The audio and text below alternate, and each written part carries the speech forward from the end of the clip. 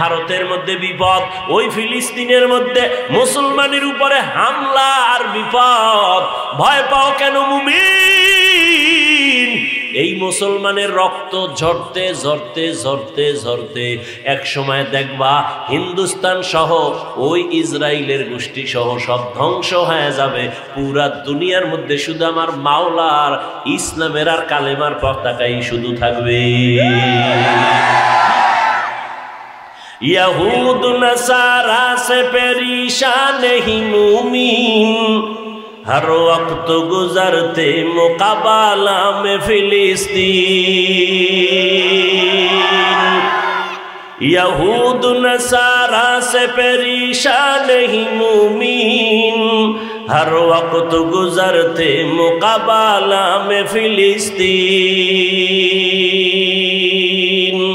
बहते हैं खून आँखों से पानी हम तो बेखबर, बहते हैं खून आँखों से पानी हम तो बेखबर। अल्लाह का नारा से हो कल्बों पे मुनव्वर, अल्लाह अकबर हो अल्लाह अकबर, अल्लाह अकबर बोलो अल्लाह अकबर, अल्लाह अकबर हो अल्लाह अकबर, अल्लाह अकबर बोलो अल्लाह अकबर। तकबीर हो ज़बां पे सारा खालिक अकबर, अल्लाह का नारा से हो कल्बों पे मुनव्वर। अल्लाह अकबर हो अल्लाह अकबर, अल्लाह अकबर बोलो। तकबीर हो तकबीर अल्लाह अकबर, जोरे तकबीर हो तकबीर अल्लाह अकबर, तकबीर हो तकबीर। ज़मी मेरी अल्लाह मेरा हम सच्चा मुसलमान, एक हाथ में तलवार एक हाथ में कुरान। ज़मी मेरी अल्लाह मेरा हम सच्चा मुसलमान, एक हाथ में तलवार एक हाथ में कुरान। ताकत नहीं जालिम को भी कामयाब हो एक बार, ताकत नहीं जालिम को भी कामयाब हो एक बार।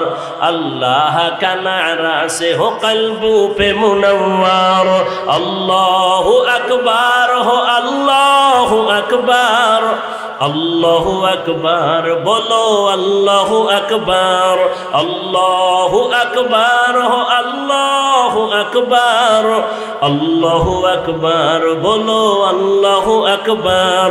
तकबीर हो ज़बां पे सारा खालिक अकबर, अल्लाह का नारा से हो कल्बों पे मुनव्वर। अल्लाह अकबर हो अल्लाह अकबर, अल्लाह अकबर बोलो। तकबीर हो तकबीर अल्लाह अकबर, तकबीर हो तकबीर। क़िबला हमें काबा भी है अल्लाह का कसम, दुश्मन को जरा छोड़ने ही तैयार रहो हरदम। क़िबला हमें काबा भी है अल्लाह का कसम, दुश्मन को जरा छोड़ने ही तैयार रहो हरदम। क़ुरबा के नतीजा में शहीद हो तू ये बेहतर, क़ुरबा के शहीद क़ुरबा के नतीजा में शहीद हो तू ये बेहतर। अल्लाह का नारा से हो कल्बों पे मुनव्वर, अल्लाह अकबर हो अल्लाह अकबर, अल्लाह अकबर बोलो अल्लाह अकबर, अल्लाह अकबर हो अल्लाह अकबर, अल्लाह अकबर बोलो। तकबीर हो तकबीर अल्लाह अकबर, तकबीर हो तकबीर अल्लाहु अकबर, तकबीर हो ज़बां पे सारा खालिक अकबर, अल्लाह का नारा से हो कल्बों पे मुनव्वर, तकबीर हो ज़बां पे सारा खालिक अकबर, अल्लाह का नारा से हो कल्बों पे मुनव्वर, अल्लाहु अकबर हो अल्लाहु अकबर, अल्लाहु अकबर बोलो, अल्लाहु अकबर हो अल्लाहु अकबर, अल्लाहु अकबर बोलो, अल्लाहु अकबर, तकबीर हो तकबीर, तकबीर हो तकबीर अल्लाहु अकबर। यहूद नसारा से परेशान ही मुमीन हर वक्त गुजरते मुकाबला में फिलिस्तीन।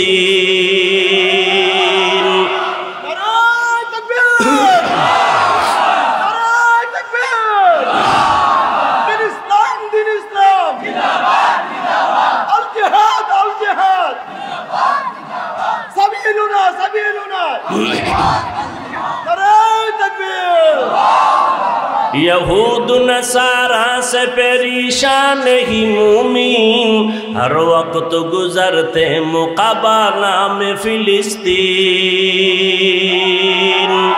यहूद नसारा से परेशान ही मुमीन हर वक्त गुजरते मुकाबला में फिलिस्तीन। बहते हैं खून आँखों से पानी हम तो बेखाबोर, बहते हैं खून आँखों से पानी हम तो बेखाबोर, अल्लाह का नारा से हो कल्बों पे मुनव्वर, अल्लाहु अकबर हो अल्लाहु अकबर, अल्लाहु अकबर बोलो, अल्लाहु अकबर, अल्लाहु अकबर हो अल्लाहु अकबर, अल्लाहु अकबर बोलो, तकबीर हो तकबीर अल्लाहु अकबर, तकबीर हो तकबीर अल्लाहु अकबर, तकबीर हो ज़बां पे सारा खालिक अकबर, अल्लाह का नारा से हो कल्बों पे मुनव्वर, तकबीर हो ज़बां पे सारा खालिक अकबर, अल्लाह का नारा से हो कल्बों पे मुनव्वर, अल्लाहु अकबर हो अल्लाहु अकबर, अल्लाहु अकबर बोलो, अल्लाहु अकबर हो अल्लाहु अकबर, अल्लाहु अकबर बोलो, तकबीर हो तकबीर अल्लाहु अकबर, तकबीर हो तकबीर।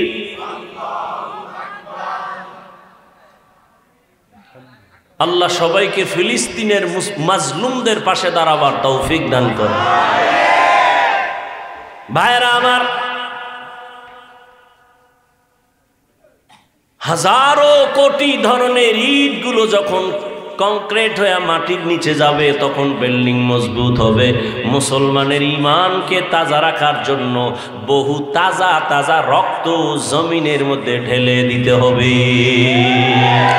মুসলমানি বুয়াদ গরদান নেহাদান এনানে খুদবদসতে খাজা দাদান গর্ব সুরত আদমি ইনসাবুদে আহমদবু জাহলো হামেক সাবুদে।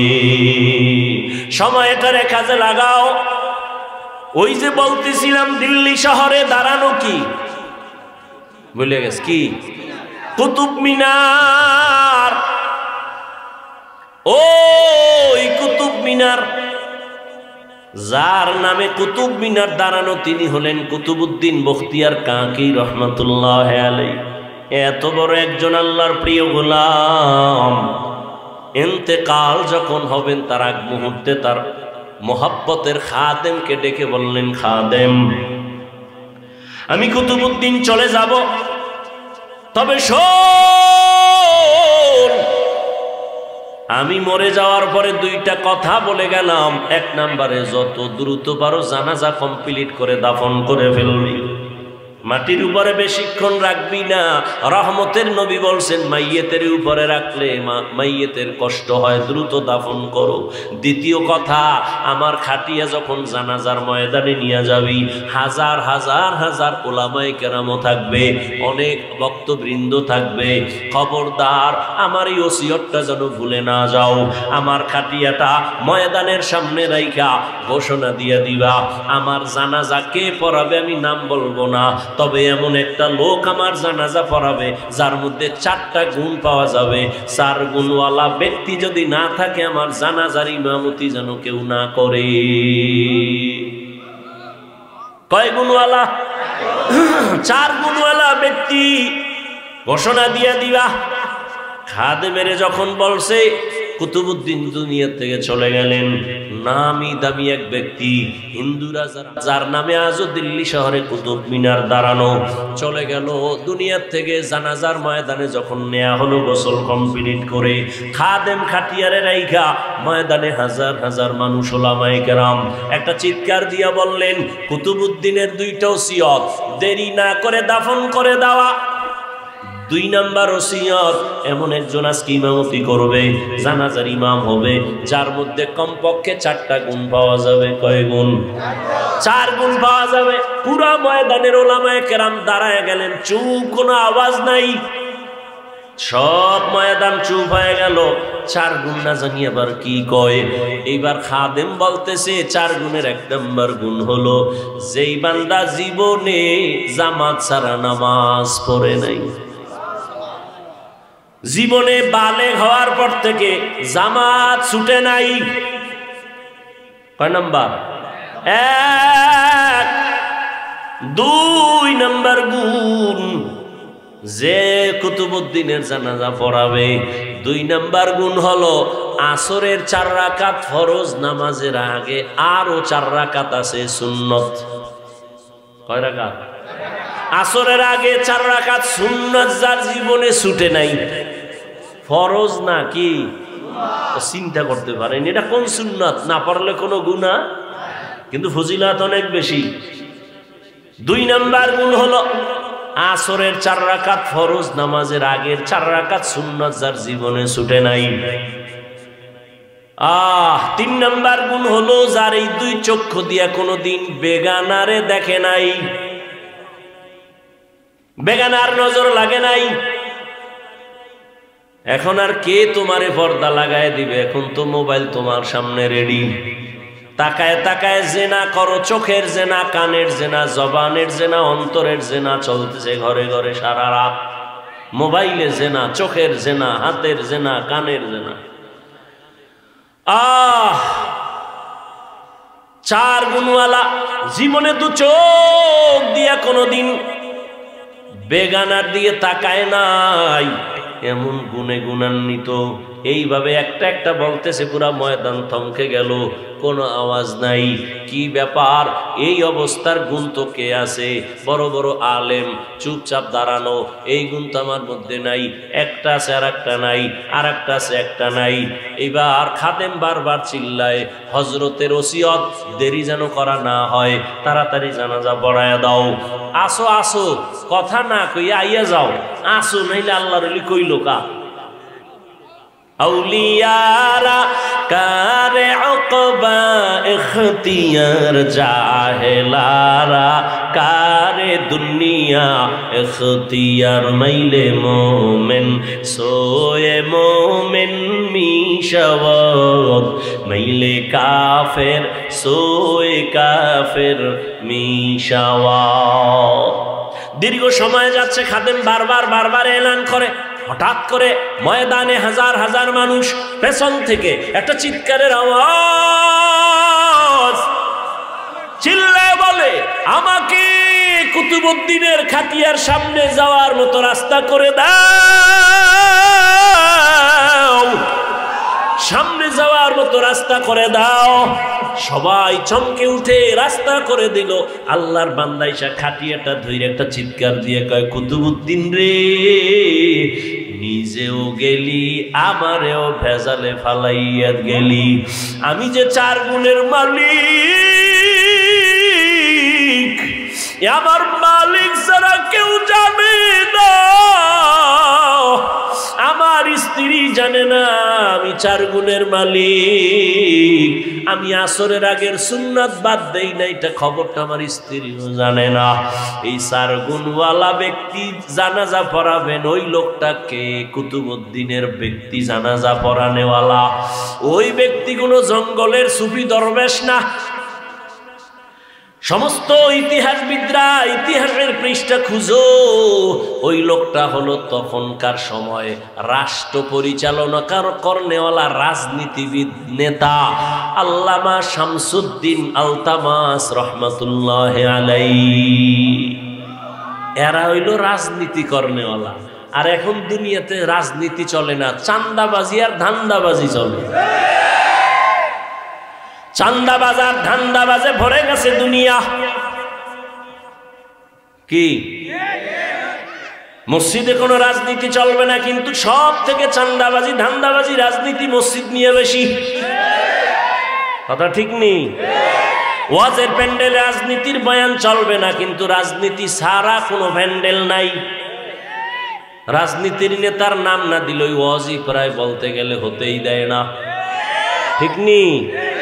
আসলে সমস্যা তো জায়গায় না, সমস্যা হলো সব চলবে, তবে আলেম ওলামারা মূল কথাগুলো উম্মতের সামনে বলতে পারবে না, ভেজাল। দুনিয়ার সবাই জানে ইসলাম শান্তির ধর্ম, একমাত্র ঠিকানা।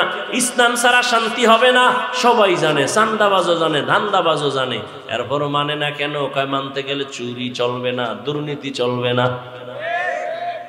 ভাইরা আমার, শামসুদ্দিন আলতামাস, এই যুবকরা, আকান্ত করে জীবনটারে কম নষ্ট করলি না। শিখার মতো কি গুগলে নাই, ইউটিউবে নাই কিছু? আকাম করো কা, নিজের জীবনের মায়া নাই।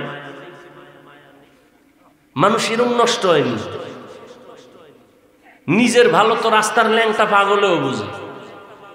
পাগলে আগুনে ঝাঁপ দেয়, জানেও মরবে। তো তুমি কেন জেনে শুনে আগুনে ঝাঁপ দিছো মরার জন্য? নিজে মরবি মরবি চাকার তলে বইরা, মা বাবার ইজ্জতটারে নষ্ট করো কেন? তোর মা ঘরের মধ্যে কান্না করে, বাবায় কাঁদে, সন্তানের চরিত্র এত খারাপ, মানুষের সামনে মুখ দেখাইতে পারি না, মাও কান্না করে, বাবাও কান্না করে। মনে হয় মনে মনে বলতে চায়, তুই যদি মইরা যাইতি মা বাবার দিলটা শান্ত হতো। তোর চরিত্র এত খারাপ। সারা রাত ঘরের মধ্যে মোবাইল চালাও, বন্ধু বান্ধবী নিয়ে আড্ডা দাও, মায়ের কর টাকা দেয়, নাইলে মাইরে ফালামু। দেখো না কয়েকদিন আগে বাবারে মারছে, কয়েকদিন আগে বাবাকে মেরে ফেলছে। এরে নবীর আশেক, সময়টারে কাজে লাগাইও। ওয়াল আসর, আর আসরের সময়টারে কাজে লাগাও, আসরের নামাজটারে কাজে লাগাও। তার মানে শুধু আসর পড়বে, আর একটাও না। হ্যাঁ, খবরদার, 1 ওয়াক্ত নামাজ যেন ছুটে না যায়। ও আমার যুবক বাবারা, বৃদ্ধ বাবাজিরা, পর্দার আড়ালের আম্মা জানেরা, বোনেরা, আপনি ব্যবসা করেন, চাকরি করেন, চা করেন, সংসার চালান, সব ঠিক আছে। স্কুলে পড়ো যুবক, তুমি কলেজে পড়ো, যাই করো না কেন, 5 বেলার নামাজ পড়ো, ডাক্তার হও, ইঞ্জিনিয়ার হও, যা কিছু হও, ইসলাম তোমাকে বাধা দিবে না। 2 ঘন্টা সময় কাজে লাগাইও, 5 বেলার নামাজ, শিক্ষকের দোয়া নিয়া, মা বাবার দোয়া নিয়া, উলামায়ে কেরামের দোয়া নিয়া সামনে চলিও। কারো বিরুদ্ধে লাইগো না রে বাবা, নিজেরে নিয়ে একটু ফিকির করো। ডাক্তার হলে আদর্শবান ডাক্তার হও, চরিত্রবান ইঞ্জিনিয়ার হও, চরিত্রবান প্রফেসর হও, চরিত্রবান একজন টিচার হও। দেখবা সম্মান শুধু সোনার গানা, পুরা দেশের মধ্যে তোমার সুনাম অর্জন হবে, আল্লাহ তোমার সম্মান বাড়াবে। সেক্ষেত্রে লাগবে মা বাবার দোয়া, শিক্ষকের দোয়া, উলামায়ে কেরামের দোয়া। এদের সাথে যদি বেয়াদবি করো, জীবনটা বরবাদ হয়ে যাবে। বেয়াদবি করিয়া ডাক্তার হইয়াও জুতা খাইয়া দেশ ছাড়লো, এমন ডাক্তার হইয়া লাভ আছে? বোরকার বিরুদ্ধে আজীবন বয়ান দিয়া তাসলিমা নাসরিন বোরকা ভরিয়াই পালায় গেল। এরে আল্লাহর বান্দারা, শিক্ষা নেও, টাকার পিছনে ঘুরো না। টাকা কি? কিন্তু ময়লা, তোমার পিছে টাকা ঘুরবে, চরিত্র ঠিক করে আগাও। এই বহু ভালো ভালো ডাক্তারেরা সিরিয়াল দিয়ে শেষ করতে পারে না রুগী, খালি একটু কলমের খোঁচা দেয়, কত সম্মান তাদের, খালি হুজুর হইলি সম্মান, এগো সম্মান আছে না? তাহলে তোমার মতো চরিত্রহীন হইলে জীবন ওই সম্মান পাইত না। চরিত্র অমূল্য সম্পদ। এরে আম্মা জানেরা, সন্তানটাকে ডাক্তার বানাবেন, ইঞ্জিনিয়ার বানাবেন, বেয়াদব বানাবেন না। সন্তানটা যেন চরিত্রবান ইঞ্জিনিয়ার হয়, চরিত্রবান আদর্শবান একজন ডাক্তার হয়, প্রফেসর হয়। মা বাবার দোয়া নিয়ে চলে, ব্যবহার ভালো করে, বন্ধু বান্ধবের সাথে আচরণ ভালো করে, আলেমের দোয়া নিয়ে চলবে। এমন একটা সন্তান রেখে যাবেন, জেনারেল লাইনে থাকলেও নামাজ ছাড়বে না, জেনারেল লাইনে থাকলেও কারোর সাথে খারাপ আচরণ করবে না, শিক্ষকের সাথে বেয়াদবি করবে না, উলামায়ে কেরামের সাথে বেয়াদবি করবে না। এমন একটা সন্তান রেখে যাবে। আর সেক্ষেত্রে আপনি মায়ের দোয়া লাগবে, অবদানও লাগবে। কারণ গাছ ভালো হলে ফল ভালো হবে, মা বাবার আদর্শ ভালো হলে সন্তান ভালো হবে।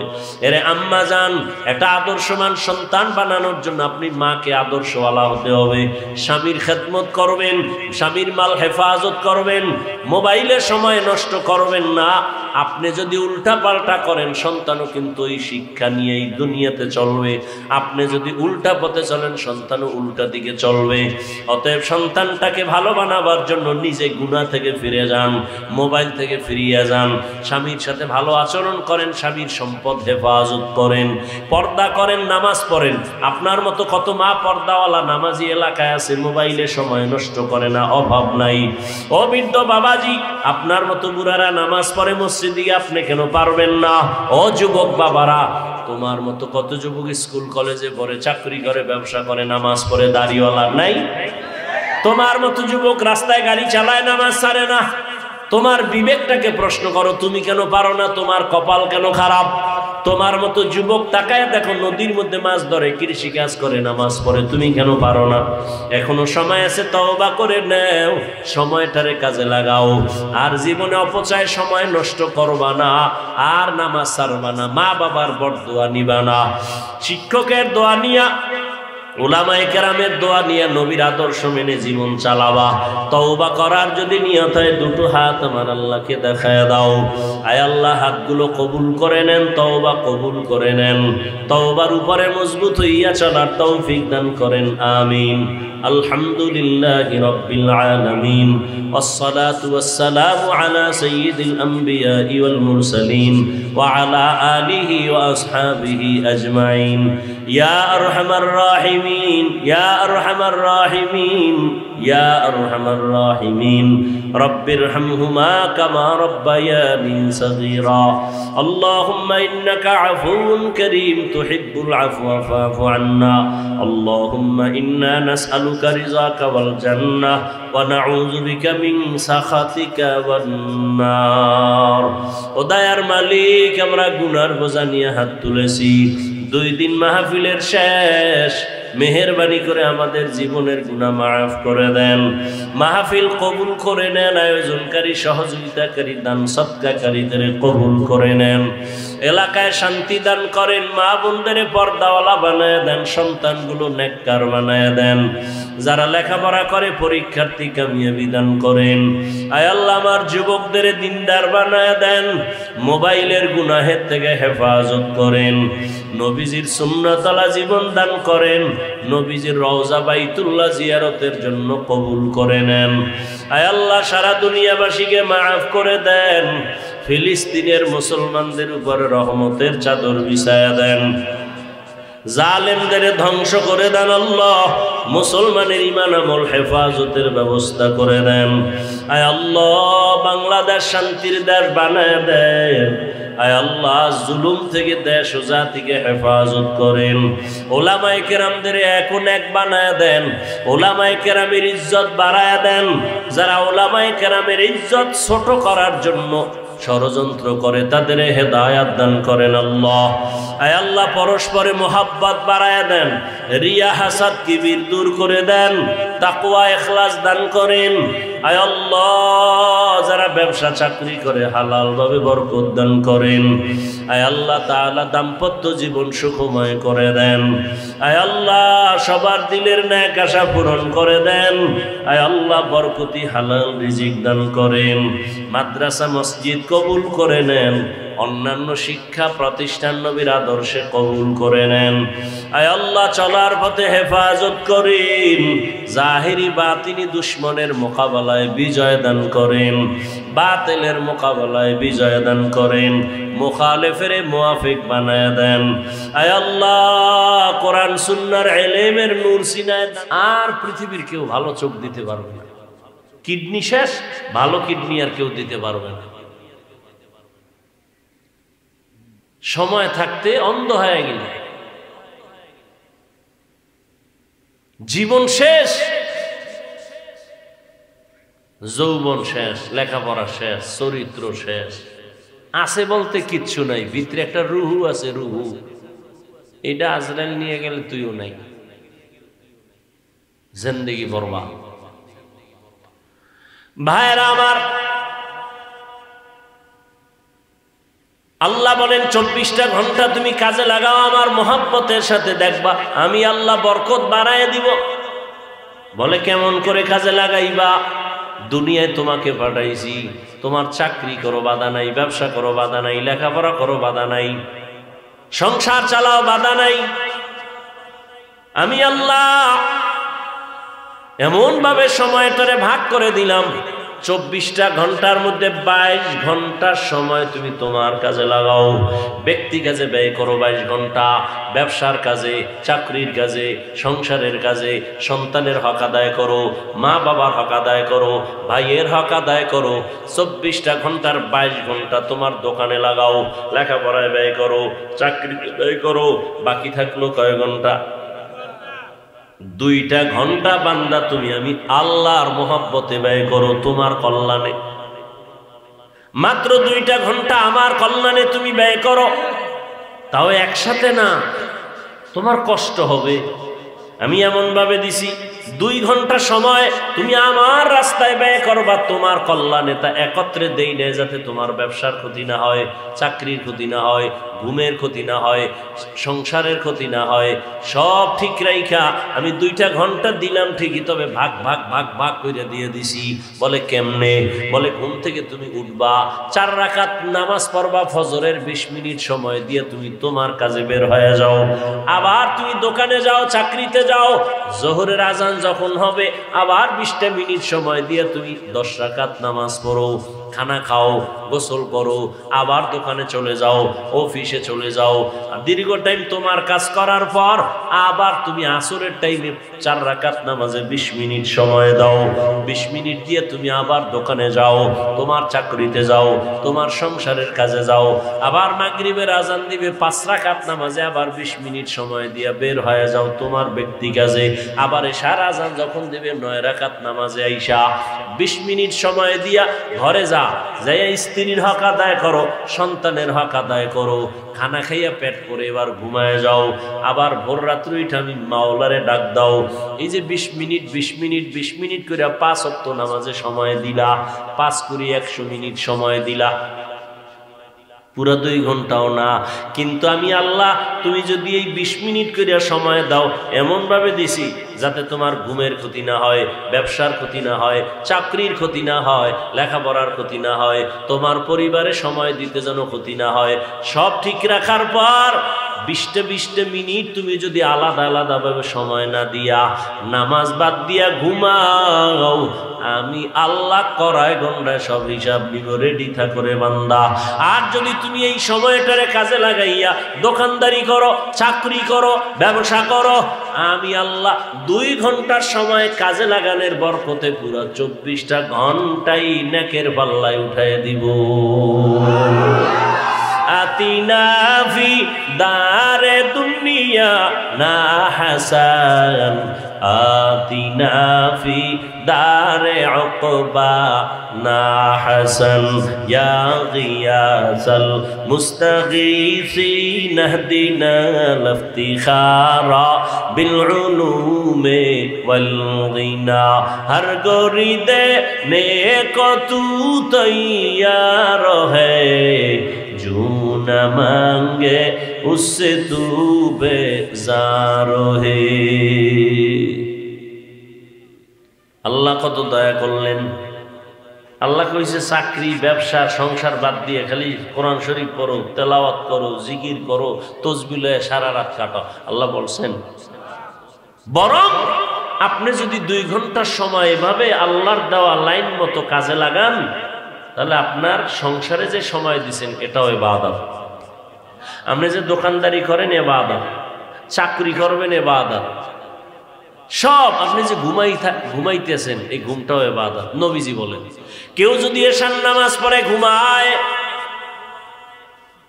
আবার ঘুম থেকে উঠে যদি সময় মতো ফজরের নামাজ 4 রাকাত আদায় করে নেয়, নবী বলেন ঘুমানোর সময়টাও নেকের পাল্লায় ওজন করা হবে। মকুন সুসুতি নামাজে পাঞ্জগানা ফাওয়াইলুল লিল মুসাল্লিনাল্লাযিনা মুমিনারা ইনামাজে ইমদাদে দা ইস্তাঈনু আয়াতে আবখা আয়াতে কদ আফলাহারা ইয়াদিকুন গৌর কুন্দর মানি আজদিল সাদিকুন। সময়টারে কাজে লাগাইয়েই তো বড় পীর আব্দুল কাদের জিলানী, সময়টাকে কাজে লাগানোর কারণেই তো খাজা মঈনুদ্দিন চিশতি আজমিরি, সময়টাকে কাজে লাগানোর কারণেই তো বড় বড়রা কবরে গিয়েও তারা অমর হয়ে আছেন। চট্টগ্রামের জমিনে ঘুমন্ত ওলিয়ে কাবিল শাহ আমানত রাহমাতুল্লাহ আলাইহি, গরিব মানুষ, কে চিনত তার নাম ঠিকানা? তিনি ছিলেন এক ডিসি সাহেবের পিয়ন। কে কে? শাহ আমানত। আজকে ডিসির কোনো খবর নাই, আর শাহ আমানতের নাম শুনিয়া বিধর্মীরাও শ্রদ্ধা করে, স্মরণ করে। কারণ কি? সময়টারে কাজে লাগাইছেন তো আল্লাহ তাকে কাজে লাগাই দিছেন, মানুষের অন্তরে ঢুকাই দিছেন, আর মানুষ কলিজা দিয়া মোহাব্বত করে। আজকে তার নামে বিমানবন্দর, আমানত শাহ বিমানবন্দর চট্টগ্রাম, শাহজালাল আন্তর্জাতিক বিমানবন্দর ঢাকা।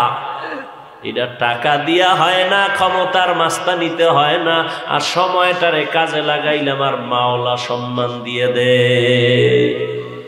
আতিনা ফি দারে দুনিয়া না হাসান, আতিনা ফি দারে উকবা না হাসান, ইয়া গিয়াসাল মুস্তাগীসিন ইহদিনা লিফতিখারা বিল উলুমি ওয়াল গিনা।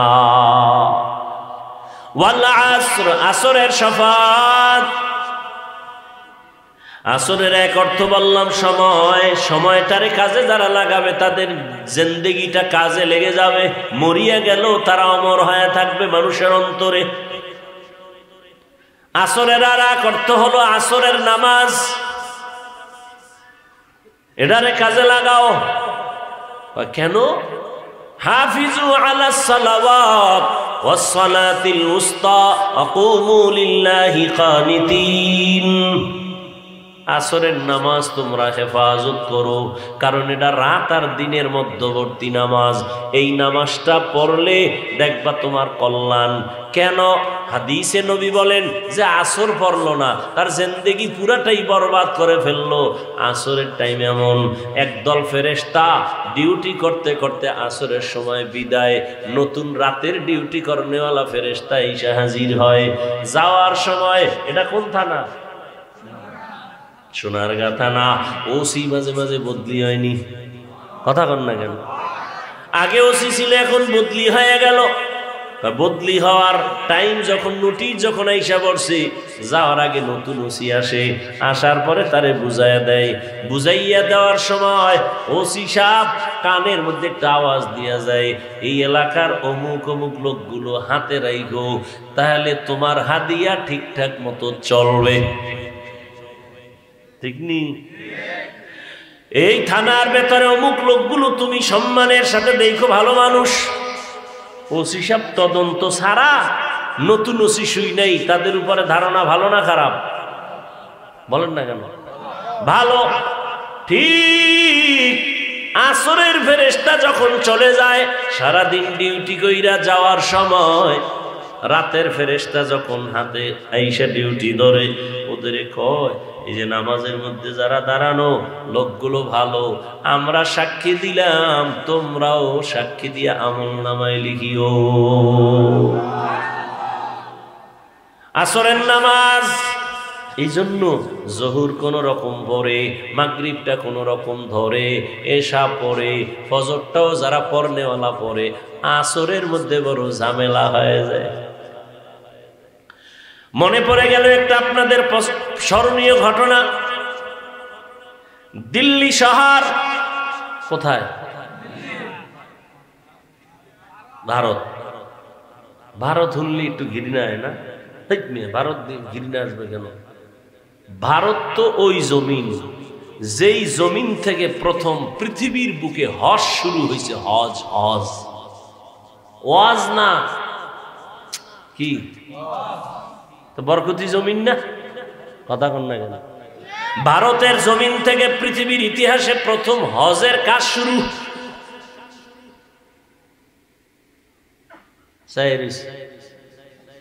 এতদিন হুনছি কি আর কি কয় আন্দাজ?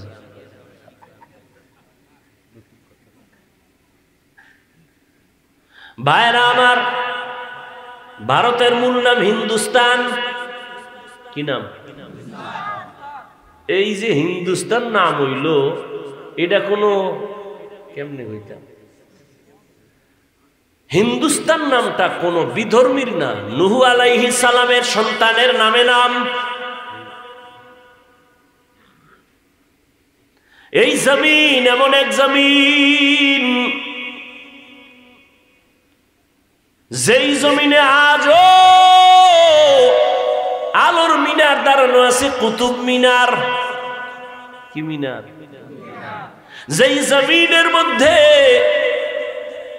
এত বড় বড় বড় বড় আউলিয়া সেখানে আছেন। যেমন সাধারণ মানুষ জানে খাজা মঈনুদ্দিন চিশতি আজমিরি, তো ঠিক আছে, নিজামুদ্দিন আউলিয়া, তাবলিগের মার্কাজ, এরপরে দেওবন্দ মাদ্রাসা। যেই দেওবন্দের আলো নাই এমন কোন রাষ্ট্র নাই। সারা দুনিয়াতে দেওবন্দের আলো ছড়ানো। রাজনীতির ময়দানে যাবেন, দেওবন্দের আলো।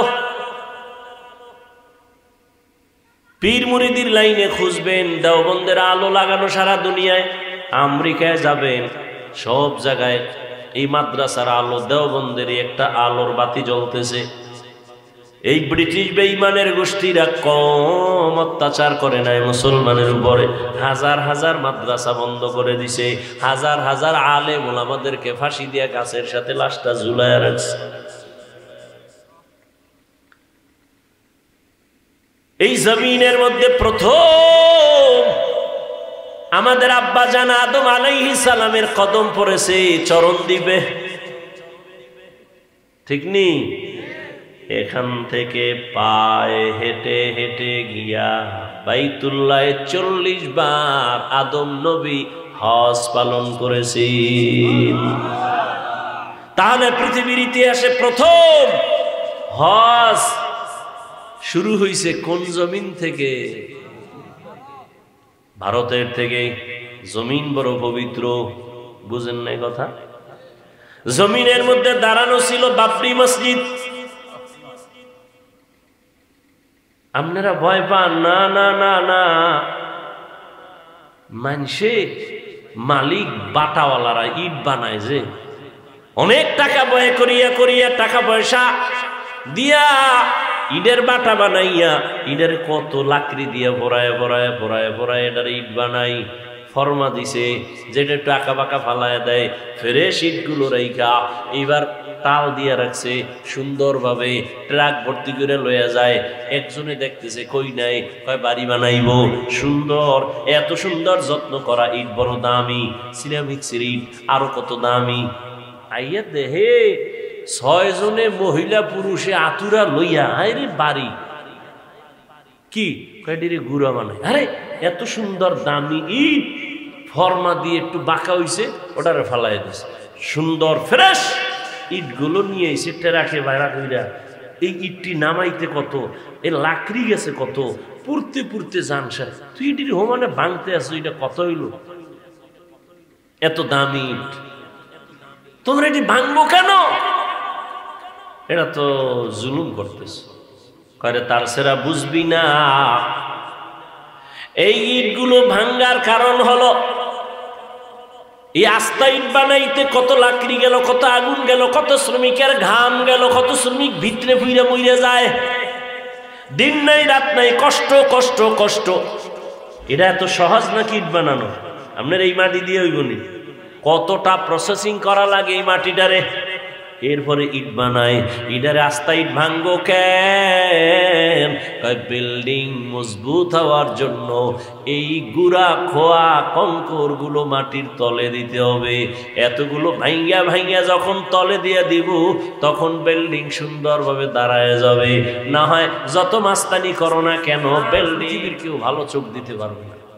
কিডনি শেষ, ভালো কিডনি আর কেউ দিতে পারবে না। সময় থাকতে অন্ধ হয়ে গেল, জীবন শেষ, যৌবন শেষ, লেখাপড়া শেষ, চরিত্র শেষ, আছে বলতে কিচ্ছু নাই। ভিতরে একটা রুহু আছে, রুহু, এটা আজরাইল নিয়ে গেলে তুইও নাই, জিন্দেগি বরবাদ। ভাইরা আমার, আল্লাহ বলেন 24টা ঘন্টা তুমি কাজে লাগাও আমার মহব্বতের সাথে, দেখবা আমি আল্লাহ বরকত বাড়ায় দিব। বলে কেমন করে কাজে লাগাইবা? দুনিয়ায় তোমাকে পাঠাইছি, তোমার চাকরি করো বাধা নাই, ব্যবসা করো বাধা নাই, লেখাপড়া করো বাধা নাই, সংসার চালাও বাধা নাই। আমি আল্লাহ এমন ভাবে সময়টারে ভাগ করে দিলাম, 24টা ঘন্টার মধ্যে 22 ঘন্টার সময় তুমি তোমার কাজে লাগাও। ব্যক্তি কাজে ব্যয় করো 22 ঘন্টা, ব্যবসার কাজে, চাকরির কাজে, সংসারের কাজে, সন্তানের হক আদায় করো, মা বাবার হক আদায় করো, ভাইয়ের হক আদায় করো। 24টা ঘন্টার 22 ঘন্টা তোমার দোকানে লাগাও, লেখাপড়ায় ব্যয় করো, চাকরিতে ব্যয় করো। বাকি থাকলো কয় ঘন্টা? 2টা ঘন্টা বান্দা তুমি আমি আল্লাহর মহব্বতে ব্যয় করো, তোমার কল্যাণে। মাত্র 2টা ঘন্টা আমার কল্যাণে তুমি ব্যয় করো, তাও একসাথে না, তোমার কষ্ট হবে। আমি এমন ভাবে দিছি 2 ঘন্টা সময় তুমি আমার রাস্তায় ব্যয় করবা তোমার কল্যাণে, তা একত্রে দেই না, যাতে তোমার ব্যবসার ক্ষতি না হয়, চাকরির ক্ষতি না হয়, ঘুমের ক্ষতি না হয়, সংসারের ক্ষতি না হয়। সব ঠিক রাইখা আমি 2টা ঘন্টা দিলাম ঠিকই, তবে ভাগ ভাগ ভাগ ভাগ করে দিয়ে দিছি। বলে কেমনে? বলে ঘুম থেকে তুমি উঠবা, 4 রাকাত নামাজ পড়বা, ফজরের 20 মিনিট সময় দিয়ে তুমি তোমার কাজে বের হয়ে যাও। আবার তুমি দোকানে যাও, চাকরিতে যাও, জোহরের আজান যখন হবে আবার 20টা মিনিট সময় দিয়ে তুমি 10 রাকাত নামাজ পড়ো, খানা খাও, গোসল করো, আবার দোকানে চলে যাও, অফিসে চলে যাও। আর দীর্ঘ টাইম তোমার কাজ করার পর আবার তুমি আসরের টাইমে 4 রাকাত নামাজে 20 মিনিট সময় দাও। 20 মিনিট দিয়ে তুমি আবার দোকানে যাও, তোমার চাকরিতে যাও, তোমার সংসারের কাজে যাও। আবার মাগরিবের আজান দিবে, 5 রাকাত নামাজে আবার 20 মিনিট সময় দিয়ে বের হয়ে যাও তোমার ব্যক্তি কাজে। আবার এশার আজান যখন দিবে 9 রাকাত নামাজে আইসা 20 মিনিট সময় দিয়া ঘরে যাও, যাইয়া স্ত্রীর হক আদায় করো, সন্তানের হক আদায় করো, খানা খাইয়া পেট করে এবার ঘুমায় যাও। আবার ভোর রাত্রে উঠে আমি মাওলারে ডাক দাও। এই যে 20 মিনিট 20 মিনিট 20 মিনিট করে 5 ওয়াক্ত নামাজে সময় দিলা, 5 করে 100 মিনিট সময় দিলা, পুরো 2 ঘন্টাও না। কিন্তু আমি আল্লাহ তুমি যদি এই 20 মিনিট করে সময় দাও, এমন ভাবে দিছি যাতে তোমার ঘুমের ক্ষতি না হয়, ব্যবসার ক্ষতি না হয়, চাকরির ক্ষতি না হয়, লেখাপড়ার ক্ষতি না হয়, তোমার পরিবারে সময় দিতে যেন ক্ষতি না হয়।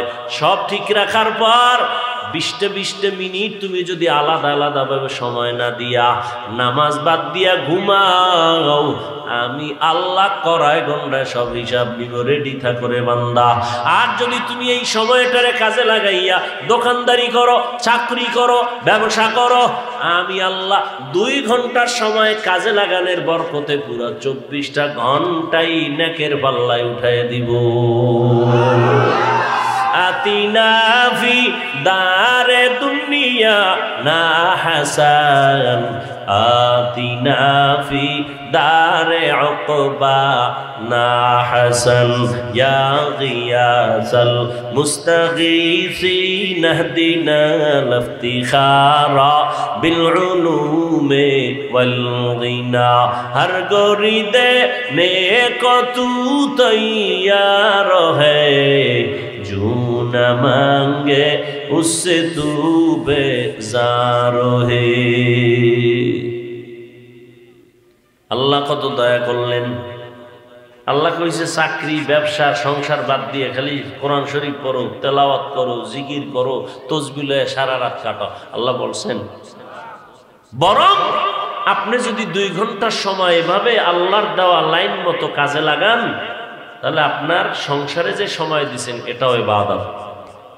আপনি যে দোকানদারি করেন ইবাদত, চাকরি করবেন ইবাদত, সব আপনি যে ঘুমাইতেছেন এই ঘুমটাও ইবাদত। নবীজি বলেন কেউ যদি এশার নামাজ পড়ে ঘুমায়,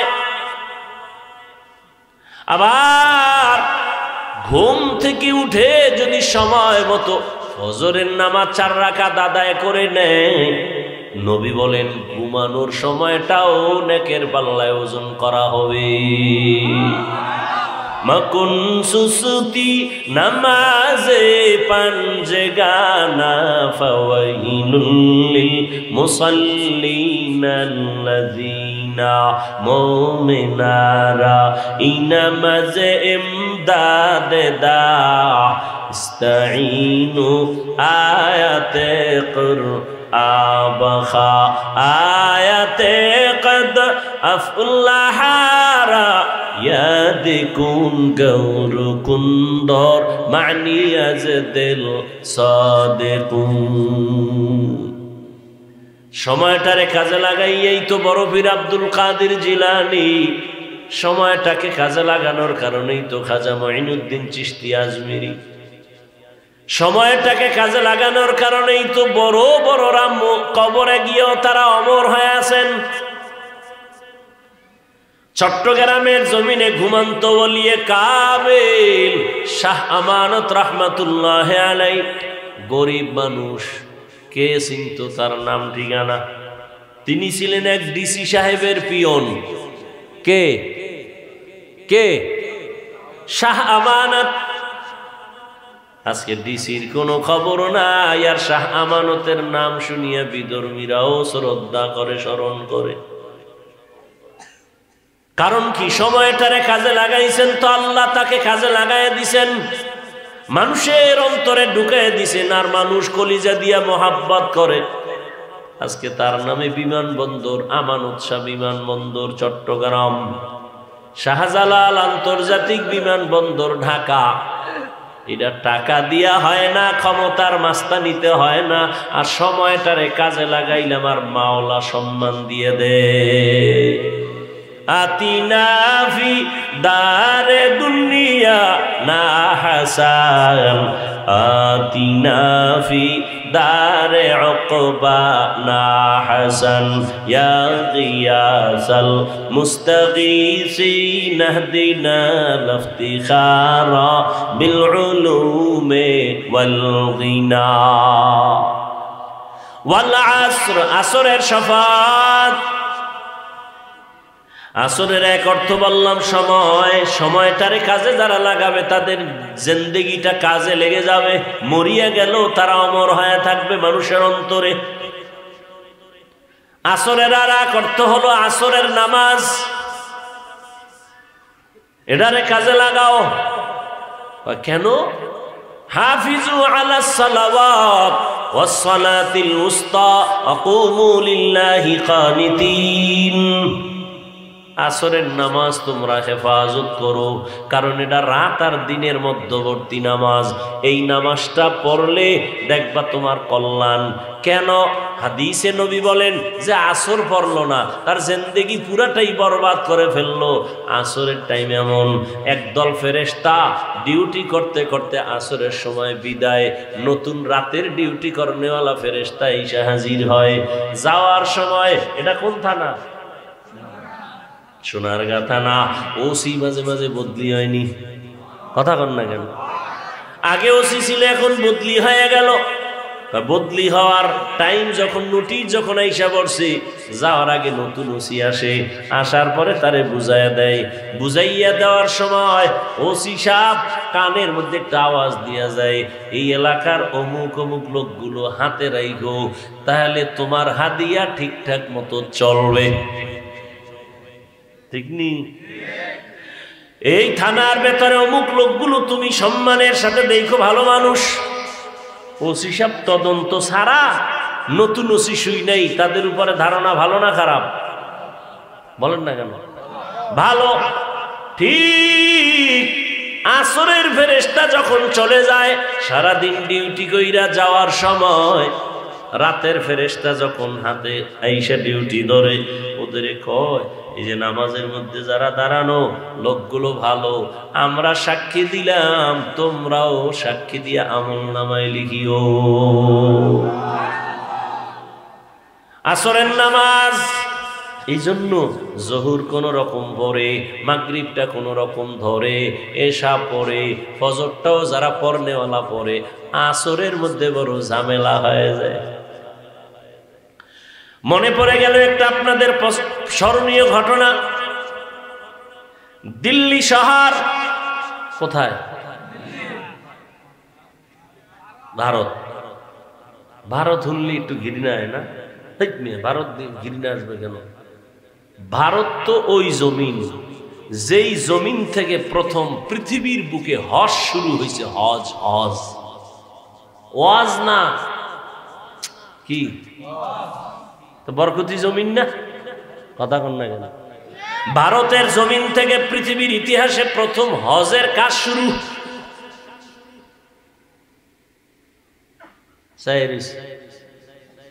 এতদিন হুনছি কি এরা কি কয় আন্দাজ?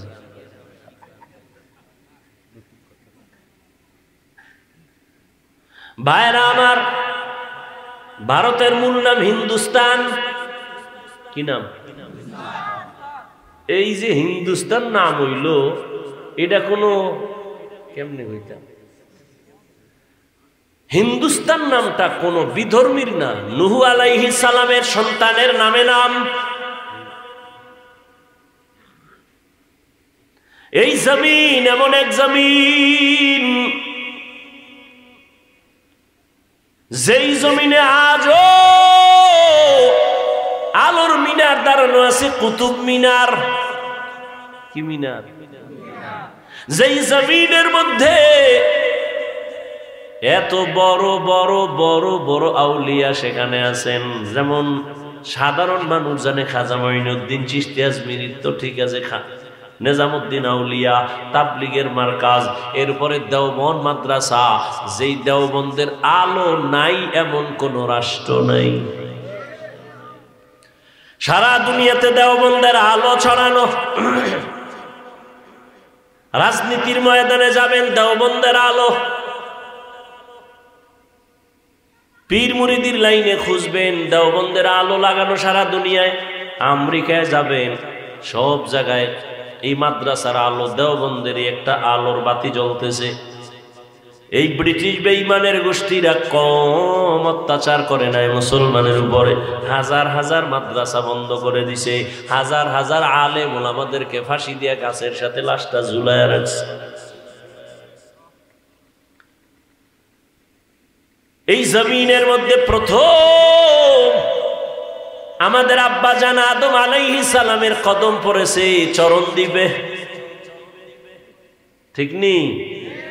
এখান থেকে পায়ে হেঁটে হেঁটে গিয়া বাইতুল্লাহ 40 বার আদম নবী হজ পালন করেছেন। তাহলে পৃথিবীর ইতিহাসে প্রথম হজ শুরু হয়েছে কোন জমিন থেকে? ভারতের থেকে। জমিন বড় পবিত্র, বুঝেন নাই কথা? জমিনের মধ্যে দাঁড়ানো ছিল বাবরি মসজিদ। আপনারা ভয় পান না, না না না,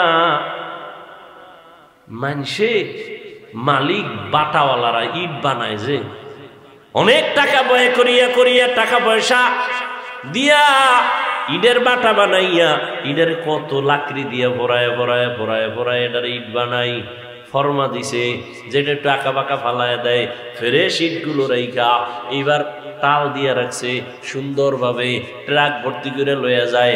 একজনে দেখতেছে কই নাই, কয় বাড়ি বানাইব সুন্দর, এত সুন্দর যত্ন করা ইট বড় দামি, সিরামিক্সের ইট আরো কত দামি। আইয়া দেহে 6 জনে মহিলা পুরুষে আতুরা লইয়া আরে বাড়ি কি কয়ডিরে গুড়া বানায়। আরে এত সুন্দর দামি ইট ফর্মা দিয়ে একটু বাঁকা হইছে, ওটারে ফালাই দিছে, সুন্দর ফ্রেশ ইটগুলো নিয়ে এসে টেরাকে বাইরা কইরা এই ইটটি নামাইতে কত, এ লাকড়ি গেছে কত, পুড়তে পুড়তে জানসা, তুই ইটির হোমানে ভাঙতে আছো, এটা কত হইল, এত দামি ইট, তোমরা এটি ভাঙবো কেন? এটা তো জুলুম করতেছে। কয়ে তার সেরা বুঝবি না, এই ইটগুলো ভাঙ্গার কারণ হলো এই আস্তা ইট বানাইতে কত লাকড়ি গেল, কত আগুন গেল, কত শ্রমিকের ঘাম গেল, কত শ্রমিক ভিতরে ফুইরে মইরে যায়, দিন নাই রাত নাই, কষ্ট কষ্ট কষ্ট। এটা এত সহজ নাকি ইট বানানো? আপনার এই মাটি দিয়ে হইবনি, কতটা প্রসেসিং করা লাগে এই মাটিটারে, এরপরে ইট বানায়। ইটারে আস্তা ইট ভাঙ্গো কেন? বিল্ডিং মজবুত হওয়ার জন্য এই গুড়া খোয়া কঙ্কর গুলো মাটির তলে দিতে হবে। এতগুলো ভাঙ্গা ভাঙ্গা যখন তলে দিয়ে দিব, তখন বিল্ডিং সুন্দরভাবে দাঁড়ায় যাবে। না হয় যত মাস্তানি করো না